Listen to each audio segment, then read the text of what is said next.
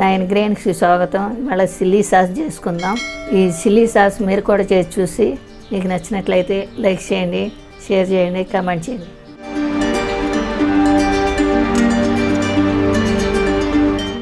Red chilli sauce చేసుకుందామండి. ఇప్పుడు 150 గ్రాముల మిరపకాయలు తీసుకున్నాను. దాంట్లోంచి గింజలు తీసేసానండి. ఈ గింజలు ఒక 50 గ్రాములు వచ్చినాయి. 80% గింజ తీసేసాను.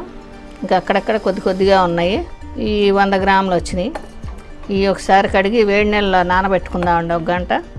మిరపకాయలు బాగా నాని అంటే ఇప్పుడు మిక్సీ వేసుకుందాం. 20 గ్రాములు అల్లం, 30 గ్రాములు వెల్లుల్లి. దీంట్లో కొంచెం ముక్కలతో పాటు వాటర్ పడింది. కావాలంటే మళ్ళీ ఈ వాటర్ పోసుకుందాం, మిక్సీ వేసుకోద్దాం. మిక్సీ వేసుకోవటం అయిందండి. దీన్ని జల్లిట్లో వేసి గుజ్జు తీసుకుందాం.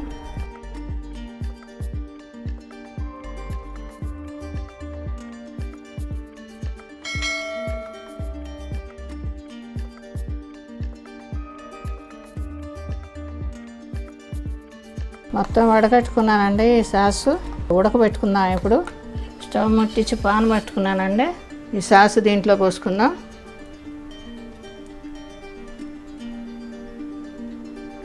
దీంట్లో 1/2 కప్పు సాల్ట్ వేసుకుందామండి.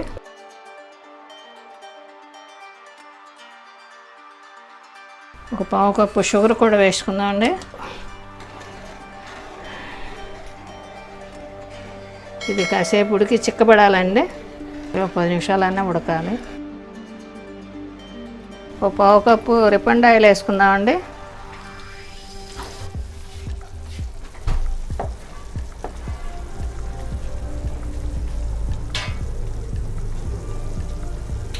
ఒక 1/2 కప్పు వెనిగర్ వేసుకుందాం. వెనిగర్ లేకపోతే నిమ్మరసం అన్నా పోసుకోవచ్చండి. దీనికి 2 పెద్ద నిమ్మకాయలు పిండుకుంటే సరిపోతుంది. లేదంటే 1/2 కప్పు రసం తీసి పోసుకుంటే సరిపోతుంది. ఇంకా చిక్కబడేంత వరకు కలుపుకుందామండి. ఒక 10 నుంచి 15 నిమిషాలు పడుతుంది. ఇప్పుడు రెడీ అయింది చూసుకుందామండి. వాటర్ జారటలేదు, రెడీ అయిపోయినట్టే. ఇది గార్నిచ్చి బాటిల్లో పోసుకుందాం. ఇది విడిగా పెట్టుకుంటే 15 నుంచి 20 రోజులు ఉంటుంది. ఫ్రిడ్జ్లో పెట్టుకుంటే 2-3 నెలలు కూడా ఉంటుంది. ఈ స్టెరిలైజ్ చేసిన బాటిల్ అండి. శుభ్రంగా కడిగి ఎండలో పెట్టి బాగా ఆరనిచ్చినైనా చేసుకోవచ్చు. రెడ్ చిల్లీ సాస్ రెడీ అండి.